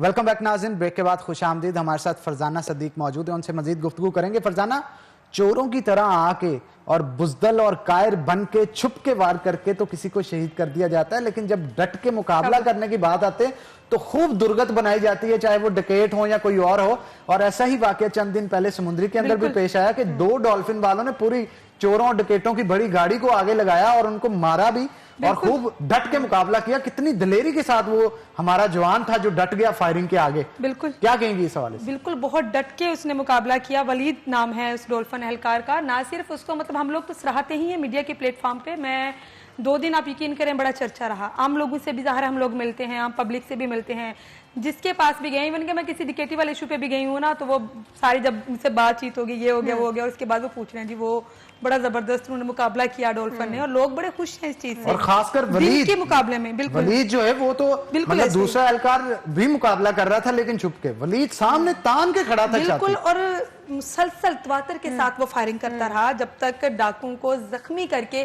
गिरफ्तार नहीं कर लिया गया। मतलब ये अच्छा रहा कि जो डाकू हैं आगे से वो भी डरेंगे कि हमें इस तरह की हरकतें नहीं करनी चाहिए, और जो और लोग हैं उनका यकीन जो है, जो ट्रस्ट है, बहुत जरूरी है हमारी सोसाइटी में कि वो जो पुलिस सर्विसेज के ऊपर, डॉल्फिन्स के ऊपर जो है वो कितना बढ़ गया होगा। बिल्कुल, और फातिमा दिन के मुकाबले में जो है ना, दिन के मतलब रोशनी में ये मुकाबला हुआ है। हम इसको ये नहीं कह सकते मुबैना, मतलब छुप के हुआ है करके जख्मी तो आगे ढेर कर दिया, मतलब दिन की रोशनी में हुआ है। वो फुटेज राहगीरों ने बनाई है। और उसके बाद क्या था, आए किस तरह से, पकड़ा किस तरह से, पता कैसे चला कि ये डकैत हैं, गाड़ी में असला मौजूद है, मुकाबला शुरू कहां से हुआ, इस हवाले से थोड़ा सा। समुद्री का बाईपास चौक है, वहां पे डॉल्फिन फोर्स मामूल के मुताबिक गश्त कर रही थी। ये गाड़ी में मतलब ऑलरेडी किसी को लूट कर निकले हुए थे। अच्छा। पुलिस को मशकूक लगी ये गाड़ी, उन्होंने रोका तो उन्होंने गाड़ी भगा दी। जब इन्होंने गाड़ी भगा दी, डॉल्फिन ने पीछा करना शुरू कर दिया, और मीनवाइल डॉल्फिन ने कॉलिंग भी चला दी। बिल्कुल शहर के अंदर आके ट्रैफिक पुलिस का दफ्तर है, उससे चंद कदम के फासले पर इन्होंने डॉल्फिन एहलकारों पर फायरिंग शुरू कर दी। फिर जवाबन डॉल्फिन एहलकारों ने भी फायरिंग की, चूंकि 15 पर कॉल भी की जा चुकी थी। थी, जो SHO सिटी समंदरी हैं, DSP SP जितने भी मतलब मुतलका दीगर पुलिस अफसरान थे या पुलिस एहलकार थे, नफरी पुलिस की वो भी पहुंची है, डॉल्फिन दीगर एहलकार भी पहुंचे हैं। तब तक ये डट कर जो है ये मुकाबला करते रहे हैं, ये मुकाबले में लगे रहे हैं। और जो फुटेजेस सामने आई, आप यकीन करें मेरे समय जिसने भी देखा वो अशश कर उठा। इतनी माशाल्लाह से बहादुरी के साथ इन्होंने मुकाबला किया अपनी गन के साथ। मोस्टली आता है कि पता नहीं इनको गन ऑपरेट करना नहीं सिखाई जाती, इनके पास वो स्किल्स नहीं होती, इनके पास वो ट्रेनिंग नहीं होती। और अब यकीन करें जिस महारत से उन्होंने मुकाबला किया है, देखकर लगा कि हमारा वर्दी वाला कोई भी महकमा ज्यादातर किसी से कम नहीं है। बिल्कुल, सारे डट कर लड़ना जानते हैं। बिल्कुल, और हम लोग तो यही सुनते हैं ना हमेशा कि भाई हमारी पुलिस सर्विसेज जो है उनको कुछ नहीं आता, या डॉल्फिन जो है, डॉल्फिन की हमेशा वैसे तारीफ ही सुनिए, लेकिन इस स्पेसिफिक इंसिडेंट से तो प्रूव हो जाता है कि हमारी जो सर्विसेज है वो पूरी तरह से काबिल है। अच्छा, उसके बाद बड़े खूबसूरत मनाजर देखने में आए। लोगों ने दिन दिहाड़े देखा कैसे डाकुओं की दुर्गत बनी और उनके सामने ढेर हुए पड़े हैं। बड़े उन्होंने नारे लगाए पंजाब पुलिस के लिए, डॉल्फिन के लिए, बहुत ज्यादा आवाम ने इनकरेज किया। उसके बाद भी अभी मैं देख रही थी 2 दिन पहले जो सिविल सोसाइटी है उनकी जानिब से भी इनके लिए जो था वो लंच का किया गया अरेंज, जिनको बुलाया गया, फूल दिए गए। अब जाहिर है वो ज्यादा इनकरेज होंगे। जब वो अपने गाँव गए हैं तो गाँव वालों ने भी बाकायदा तौर पर जैसे कोई दुल्हे का इस्तकबाल किया जाता है ना, वो वेले करवा उन्होंने वैसे इनका। अच्छा, वैसे कोई कैश प्राइज या सीपीओ की तरफ से? बिल्कुल सीपीओ की तरफ से वेरी नेक्स्ट डे इनको बुलाया गया। इनको 4 डॉल्फिन एहलकारों को, मतलब थे तो चारों, आगे फ्रंट पे तो वलीद रहा, उन चारों को उन्होंने मतलब नकद इनामात भी दिए हैं और CC2 सर्टिफिकेट होते हैं एजाजी इनके, वो भी इनको दिए हैं। इनको मजीद इनकरेज भी किया गया है। इससे ये होता है कि फोर्सेस का जो मोराल है वो बढ़ता है। जब उनको ये लगता है कि हमारे आला अफसरान हमारे साथ हैं, हमें सराहा गया है पब्लिक की जानिब से भी, अफसरान की जानिब से भी, तो उनका जो मोराल है वो बुलंद होता है। उनमें जी जी, कई दफा ऐसे होता है कि हमने पहले भी किस्से सुने जहां पे गाड़ियों को या मोटर बाइक्स को रोकने की कोशिश की जाती है, लेकिन बेएतबारी की वजह से, क्योंकि लोग एतबार नहीं करते पुलिस सर्विसेज पे, तो वो बिल्कुल रोकते नहीं है। फातिमा, यहाँ पे मैं बताऊं पुलिस में और अवाम में ना गैप बहुत आ गया। अब आजकल के जो डाकू हैं ना, उन्होंने बड़े मतलब अपना ली हैं तरीके डकैती करने के, पुलिस यूनिफॉर्म में शहरियों को लूटते हैं। तो अब मिसाल के तौर पर मैं अकेली जा रही हूँ या आप भी ड्राइविंग करके अकेला जाने का इत्तेफाक हो, कोई आपको रोकेगा सुनसान सड़क पे पुलिस यूनिफॉर्म में, आपने तजब्जब का शिकार रहना है। ये मुझे रोक रहा है, गाड़ी नहीं रोकूंगी तो भी वो अखलाकियात के खिलाफ है, कानून के खिलाफ है, रोक लूंगी तो कहीं डाकू ना हो। तो यहाँ पर थोड़ी सी मजीद पुलिस वालों को यहाँ पे ट्रेनिंग की जरूरत है, क्योंकि शहरियों के जहन में जो खौफ आता है, अगर वो नहीं रुकते तो इस वजह से नहीं रुकते। मैं तो कतई नहीं किसी सुनसान रोड पे नहीं रोकूंगी पुलिस को देख के, पता नहीं डाकू हूँ कौन हूँ। हाँ, अगर वो कहीं खड़े होते हैं किसी ऐसी जगह पे, रश वाली जगह पे, लेकिन अब देखा जाए तो सुनसान जगहों पे इनका नाका भी लग रहा है, इन्होंने रोकना भी है। इस पे पुलिस को थोड़ी सी हिकमत अमली की जरूरत है। पुलिस क्या करे? अब मुझे कोई रोके, आप बिल्कुल सही कह रही है, मैं भी कभी भी सुनसान। अच्छा, आप गाड़ी भगाएंगी अगर तो वो जानवर पुलिस एहलकार वो आपके पीछे गाड़ी भगाएंगे, फायरिंग करेंगे, पीछे आ सकते हैं। अगर वो जेन्युइन नहीं भी है तब भी पीछे तब आप तजब्जब का मतलब शिकार ही रहेंगे। पीछे पुलिस एहलकार फायरिंग करते आ रहे हैं, ये डाकू आ रहे हैं, ये कौन है? मैं क्या किया जाए? क्या पुलिस की तरफ से क्या ऐसा किया जाए? पुलिस को हिकमत अमली अपनाने की जरूरत है। पुलिस यूनिफॉर्म की दस्तयाबी बहुत आसान है। अच्छा, हाँ जी, असलहे की दस्तयाबी बहुत आसान है। इन चीजों को और कई दफा ऐसे लोग भी पकड़े गए जो पुलिस की वर्दी पहन के घूम रहे थे। हाँ जी, बिल्कुल। अब कुछ दिन पहले ये वाकया हुआ है, कुछ दिन पहले वाकया हुआ है। वो ताजर था, वो रिहायशी था पेशावर का, यहाँ पे वो रिकवरी के लिए आया है, तो चिंची रिक्शे पे बैठा है, सलीमी चौक के पास जाके वो पुलिस वाले खड़े थे, उसे कहा नीचे उतरो। वो नीचे उतरा है, उसकी जेब में जबरदस्ती मनशियात डाल दी। तुम पिठान हो? उसने कहा मैं पिठान हूँ, इसका मतलब ये तो नहीं है ना कि मैं मनशियात बेचता हूँ। नहीं, ये वो करते कराते ना उसके एक वर्कशॉप में ले गए और उसकी तलाशी ली। तलाशी के बहाने उसकी जेब से 1,60,000 रुपए निकाल लिए और वो पुलिस एहलकार नहीं था। अब उसकी बदकिस्मती कह लें पुलिस, वो जो भी था सो कॉल्ड पुलिस एहलकार, और उस लुटने वाले ताजिर की खुशकिस्मती कह लें कि वो जो मोटरसाइकिल की टूटी फूटी वर्कशॉप थी उसमें CCTV कैमरे लगे हुए थे। अच्छा। और वो CCTV कैमरे में क्लियर आ रहा है, तलाशी ले रहा है, उसकी जेब से पैसे निकाल रहा है, वो अपने कह रहा है यार मेरे पैसे ना लो, मेरे पैसे। ऑडियो रिकॉर्डिंग इवन के इतने क्लियर CCTV। वो फिर उन्होंने हमसे राब्ता किया, जब हमने वो खबर चलाई तो समझ नहीं आई ये कौन सा पुलिस एहलकार है। फिर एक और उसकी फोटो सामने आई पिछले साल की, उसने बटाला कॉलोनी के इलाका में भी पुलिस यूनिफॉर्म पहन के बड़ा वो अटेंशन बन ठन के, ये भी नहीं क्या रफ सहूलियत, जरा यंग सा है, मम्मी डैडी बन के ग्लासेस लगा के मास्क लगा के ऐसे वो लूटता था। उसकी एक और वीडियो सामने आई। फिर पुलिस ने उसके साथ जब उनको वो कंपैरिजन किया तो पता चला ये एक ही बंदा है। तो मतलब ये और फिर पकड़ लिया उसको। यूनिफॉर्म्स तो आप बिल्कुल सही कह रही हैं, इतनी आसानी पुलिस से मिल जाता यूनिफॉर्म, नेम प्लेट्स लगी हुई है और बाकायदा तौर पे जो यहाँ पे उनका कांस्टेबल नंबर या जो भी इनका नंबर लगा होता है वो भी लगा हुआ है। पुलिस जब उस नंबर को देखे तस्वीर और निकले, बंदा और निकले। यहाँ पे इसके नेम प्लेट लगी हुई यासर की, उन्होंने रात को 47 यासर इकट्ठे कर लिए एक डिवीजन के कौन सा यासर है उनकी वो स्केच निकलवा रही है, क्या पता चले अब कौन सा यासर है। अब वो बंदा पकड़ा गया या नहीं? वो बंदा भी पकड़ा गया, उसका साथी भी पकड़ा गया और उन्होंने इतराफ भी कर लिया। उनके पास से पुलिस की वर्दी भी बरामद हुई, उनसे असला भी बरामद हुआ। वैसे सख्त से सख्त फिर कार्रवाई उनके खिलाफ होनी चाहिए कानून के मुताबिक, क्योंकि इस तरह के जो लोग होते हैं वो छोटे मोटे काम करके बाहर आ जाते हैं फिर, और ज्यादा हौसला बुलंद हो जाता है कि सजा कौन सा मिले। इनका ज्यादा जो टारगेट होता है ना ऐसे लोगों का, वो होता है लारी अड्डे, क्योंकि ज्यादातर लोग बेचारे आए होते हैं दूर दराज से। अब जो मम्मी डैडी लोग होते हैं वो तो उतरेंगे ना, मतलब डाइवो के अड्डे पे उतरेंगे, एयरपोर्ट पे उतरेंगे। एक और चीज यहाँ पे मैं जरूर मेंशन करना चाहूंगा, ये एक किस्म के टाउट जो होते हैं पुलिस के, उनको भी वर्दियां पहनाई होती हैं, वो भी चेकिंग पे खड़े होते हैं। बिल्कुल, ये क्या चक्कर होता है? नहीं, इसकी सख्ती हो गई है, अब टाउट्स को नहीं रही, अब कानून सब पे लागू कर दिया गया है। ये टाउट वाला सिस्टम एक दौर में बहुत ज्यादा मुतहरिक रहा है, लेकिन अब सीपीओ की जानिब से बहुत ज्यादा सख्ती हो गई है। इवन कि अब जो रजाकार हैं उन पे भी चेक इन बैलेंस बहुत ज्यादा सख्त कर दिया गया है। अगर वो किसी की चेकिंग करते हैं, वो तलाशी करते हैं किसकी करें, टाउट माफिया तो उन्होंने बहुत पीछे धकेल दिया है। तब्दीली आ रही है, लेकिन जो खौफ इतने सालों से हमारे ज़हनों में बिठा दिया गया है ना, वो इस मामूली से तब्दीली से इतनी जल्दी जाने वाला नहीं है। आपने कहा तब्दीली आ रही है, तो यानी कि तब्दीली आना शुरू हो गई है, लेकिन जो खौफ इतने सालों से लोगों के ज़हनों में बैठा हुआ है ना, वो इतनी जल्दी जाने वाला नहीं है। बिल्कुल, उसको वक्त लगेगा। नो डाउट कि पुलिस इस पे दावा करती है कि हम ये चेंजिंग ला रहे हैं, ले भी आए हैं, लेकिन लोगों के ज़हनों में वही खौफ, वही चीज है, उसको जाने में थोड़ा वक्त लगेगा। इसलिए इनको मजीद चेंजिंग लाने की जरूरत है, मजीद अपने रवैये, खासतौर पे अवाम इनके रवैये से बड़ा वो परेशान रहती है। लेकिन जो भी है, लेकिन डॉल्फिन एहलकार जो है ना, एक तो इनका चाम बड़ा जबरदस्त है, और जब रोड के ऊपर जा रहे होते हैं बड़ा अच्छी एक सिक्योरिटी फोर्स सामने उभर के आई है। और यही नहीं कि सिर्फ सिक्योरिटी के हवाले से किसी की बाइक खराब हो जाए, किसी का कोई मसला बन जाए, उसको मुकम्मल तौर पे हेल्प करते नजर आते हैं। ये बहुत अच्छी चीज है और मोराल काफी हाई कर देती है। तो बहुत शुक्रिया फरजाना आज के शो में आपका आने के लिए। इसी के साथ नाज़रीन एक ब्रेक लेंगे, ब्रेक के बाद दोबारा हाजिर होते हैं। कहीं मत जाइएगा, हमारे साथ रहिएगा।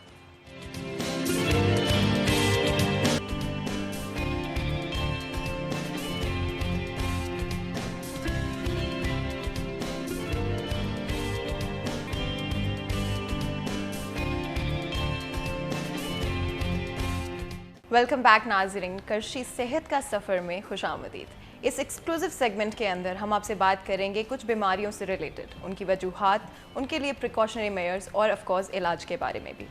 करशी आपकी सेहत की बहुत फिक्र करता है, इसीलिए हम लोग आज बात कर रहे हैं साइनसाइटिस के हवाले से। 90% लोग अपनी ज़िंदगी के किसी ना किसी हिस्से पर इस बीमारी को एक्सपीरियंस करते हैं। इस बीमारी के अंदर आपकी चीक बोन्स और पेशानी के पिछले हिस्से में जिन खानों में रेशा और बलगम जमा हुआ होता है, वो ट्रैवल करके आपके नाक तक पहुंच जाता है, जिसके बाद लोग सर दर्द, नाक बंद हो जाना और कान में दर्द की शिकायत करते हैं। हम बात करेंगे कि किस तरह से इस साइनसाइटिस को या तो बेहतर तरह से हैंडल किया जा सकता है या इसका इलाज जो है वो किस तरह से किया जा सकता है। हम बात करेंगे हकीम नईम से, जो कि हमें बताएंगे कि किस तरह से इस बीमारी को जो है हम लोग बेटर तरीके से टैकल कर सकते हैं। वेलकम हकीम साहब। अस्सलाम वालेकुम। सबसे पहले तो मैं आपसे पूछना चाहूँगी कि इस बीमारी की जो है साइनसाइटिस की हम बात करें, इसकी वजूहात क्या होती है, क्या वजह होती है जिसकी वजह से ये जो है बीमारी इतने लोगों को होती है? हमारी चिक्स बोन के पीछे, गालों की हड्डियों के पीछे, पेशानी के पीछे छोटे छोटे हवा भरे जौफ खाने होते हैं, जिसमें आम तौर पर रेशा बलगम छोटे चैनल के ज़रिए आपकी नाक की तरफ निकल जाते हैं। असबाब आम तौर पर असबाब इसके ये हैं कि बैक्टीरिया, फंगस के इन्फेक्शन का ज़ुकाम है। नाक की मुज़म्मम सोजिश के असबाब में दफाती रद्द अमल में मसलन एलर्जी के बायस बनने वाले अजसाम, सिगरेट का धुआं, ट्रैफिक का धुआं और केमिकल्स वगैरह, हवा में मौजूद एलर्जी के जो ज़र्रात हैं शामिल होते हैं। बाज़ ऐसी मखसूस ग़िज़ाएँ जिनसे एलर्जी का बायस बनती हैं, और दीगर असबाब दांतों और मसूड़ों की इन्फेक्शन, नाक के अंदर बनने वाली रसौली, हर किस्म की नशोनुमा और बढ़ोतरी का अमल शामिल है। कीम साहब, जैसे कि अभी आपने वजूहात बताई साइनसाइटिस की, तो साइनसाइटिस जो है वो उसकी इब्तिदा किस तरह से होती है और इसकी अलामात कैसे होती हैं, यानी कि कैसे पता चले किसी को कि वो साइनसाइटिस जो है उनको हो रहा है? जी, इस मसले की इब्तिदा ज़ुकाम से शुरू होती है और नाक के जौफ की सोजश, नाक के अंदरूनी मुखाती झिल्ली की सोजश में, नाक के जौफ में बलगम जम जाने से नाक बंद हो जाता है और गालों के पीछे, हड्डियों के पीछे दर्द और दबाव महसूस होता है। बार बार वारद होने वाला सर दर्द होता है और इसकी शदीद अलामात इनके अलावा रेशे का पीला रंग, गाढ़ा बलगम, बदबूदार सांस, खराशदार खांसी जैसी अलामतें रूनुमा होती हैं। इसके अलावा आजकल साइनों के लिए एंटीबायोटिक मेडिसिन इस्तेमाल की जाती है जिससे मरीज़ों को 40% फ़ायदा नहीं होता। सुबह उठते ही छींकें आना शुरू होती हैं। साइनोसाइटिस और हमारे लाइफस्टाइल के हवाले से थोड़ा सा बताइएगा कि किस तरह इफेक्ट करता है। साइनों से बचने के लिए अपना लाइफस्टाइल तब्दील करना पड़ता है, जिसमें वक्त पर खाना, वक्त पर सोना, वक्त पर जागना, सैर और वर्जिश का मामूल बनाना, बेवक्त के खाने, देर तक जागना, इनसे गुरेज करें और क़ुव्वत मुदाफ़ियत को मजबूत बनाएं। साइनसाइटिस से बचने के लिए एहतियाती तदाबीर क्या हो सकती हैं और क्या ऐसे कुदरती तरीके हैं जिनका इस्तेमाल करके साइनसाइटिस से बचा जा सकता है? बेहतर तो यह है कि हमें कुदरती हल की तरफ जाना चाहिए ताकि ख़तरे और माबाद असरात से महफूज रह सकें। तहकीकाती जायज़ों के मुताबिक तकरीबन शदीद सोजश में 70% मुब्तला लोग माहौलियाती एलर्जी के साथ मुतासर होते हैं, माहौलियाती एलर्जी से मुतासर होते हैं। लिहाजा कोशिश करनी चाहिए कि ट्रैफिक और सिगरेट के धुएं से बचें, अपने दफ्तर, घरों में केमिकल खुशबूदार चीज़ों से गुरेज करें और वर्जिश को अपना मामूल बनाएं ताकि वर्जिश हमारी क़ुव्वत मुदाफ़ियत को मजबूत बनाती है और हत्ता कि यहाँ तक कि हमें हफ्ते में 3 से 4 बार तकरीबन 30 मिनट तक पैदल चलना फ़ायदा मंद है। और इसके अलावा जो ग़िज़ाएँ और दीगर मुकव्वियात इस्तेमाल होते हैं उस हवाले से भी बताएं। जी, सबसे बेहतर तो ये है कि जब साइनी का मसला शुरू हो जाए तो आप ऐसी ग़िज़ाओं से परहेज़ करें जैसे कि जो बलगम पैदा करें और एलर्जी का बायस बने, जिनमें अंडा, चिकनाई से भरपूर चीज़ें, चीनी, चॉकलेट वगैरह और ऐसी ग़िज़ाएँ जो एलर्जी का बायस बने उनसे परहेज़ करें। और जौफ़े अल अनफ़ यानी कि साइनों की सफाई के लिए ऐसी खुराक इस्तेमाल करें जो बलगम को खारिज करे। मसलन ग़िज़ाएँ ताज़ा फल, ताज़ा सब्ज़ियाँ और गोश्त वगैरह आप इस्तेमाल करें और ख़ास तौर पर वो चीज़ें ज़रूर इस्तेमाल करें जो ज़्यादा फ़ायदेमंद हैं, मसलन मिर्च, अदरक, लहसुन, साग, सरसों, पाइनएप्पल वगैरह। इसके अलावा अगर नाक बंद हो तो अगर नाक बंद हो तो एक जो अज़मूदा तरीका है बाफ लेने का वो आप करें, यानी कि पुदीने का रोगन, सफ़ेदे का रोगन, लौंग का रोगन, इनका मरकब महलूल 10 कतरे उबलते हुए पानी में डालकर तौलिए से सर को ढाँपकर आंखें बंद करके 10 मिनट तक इसकी भाफ लें। नाक की सफाई के लिए नाक बंद हो तो 1 कप गर्म पानी लेकर उसमें आधा चम्मच नमक मिलाकर एक नथना बंद करके दूसरे नथने में पानी महलूल डालें, हत्ता कि यहाँ तक कि पानी मुंह से थूक दें। इसी तरह दूसरा नथने में पानी डालें। तो हकीम साहब, ऐसे कौन से इलाज हैं जिनसे कोई साइड इफ़ेक्ट्स भी ना हो लेकिन हम लोग ट्रीट भी कर सकें एट द सेम टाइम, और जो स्पेशली जो बहुत इंपॉर्टेंट बात है कि कुदरती इलाज हो? तिब्ब यूनानी एक कुदरती तरीका इलाज है अल्लाह के फजल करम से। इसमें माबाद असरात से पाक इलाज मौजूद है। जदीद तहकीकात की रूह से नाक के जौफ की सोजिश का कुदरती अद्वियात में इलाज मौजूद है और ये इलाज कामयाब है। जैसे कि करशी की अतरीफ़ल उस्तुखदूस बलगम को खारिज करती है, बंद नाक को खोलती है और रेशे के लिए एक कुदरती कामयाब दवा है। बिल्कुल।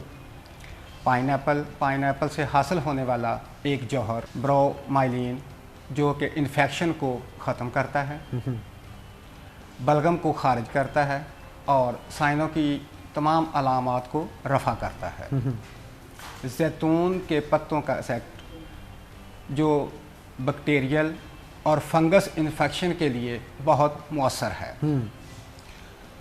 क़ुव्वत मुदाफ़ियत को ताकत देकर एलर्जिक रद्द अमल को रोकने के लिए बेहतरीन है। और विटामिन्स का क्या इसमें अमल दखल होगा सुबह शाम अगर लें, क्योंकि कहा जाता है विटामिन सी जो है क़ुव्वत मुदाफ़ियत को बढ़ाता है और रोज़मर्रा के लिए 1 ग्राम विटामिन सी सुबह दोपहर शाम इस्तेमाल करना बहुत मुफीद है। बिल्कुल मुफीद तो है, इससे आपका जो इम्यून सिस्टम है जी वो बेहतर होता है। लेकिन अगर ख़ास तौर पे साइनोसाइटिस के मर्ज़ के अंदर जिंक के किरदार के हवाले से गुफ्तगू की जाए तो आप क्या कहेंगे, जिंक का कितना अहम किरदार है?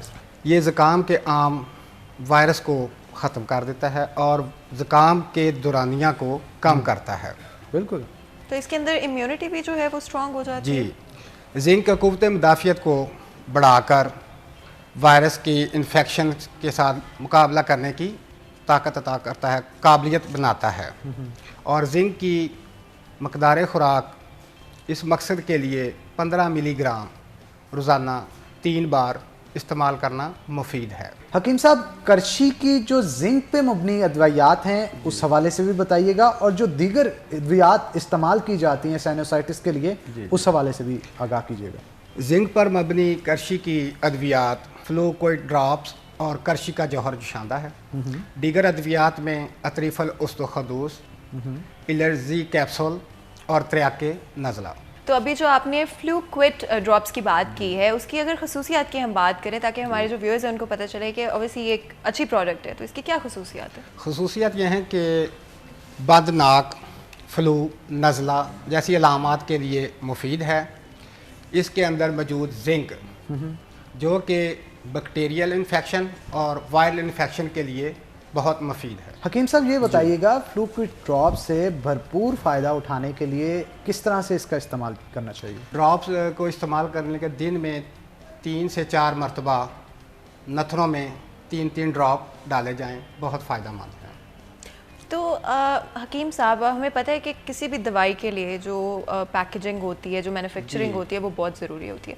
करशी की जो मैन्युफैक्चरिंग है वो गोल्ड स्टैंडर्ड होती है, तो लेकिन ये हमारे व्यूअर्स को बताने के लिए ये ज़रूरी क्यों होती है? ज़रूरी इसलिए है कि जैसे हमारे रोज़मर्रा के काम, जहन की शाइस्तगी और इन तमाम नफासत के लिए जो असूल अपनाए जाते हैं, इसी तरह करशी की अद्वियात तैयार करने के लिए कुछ ऐसे बैनुल-अक़वामी मेयारात और दर्जाबंदी अख्तियार की जाती हैं।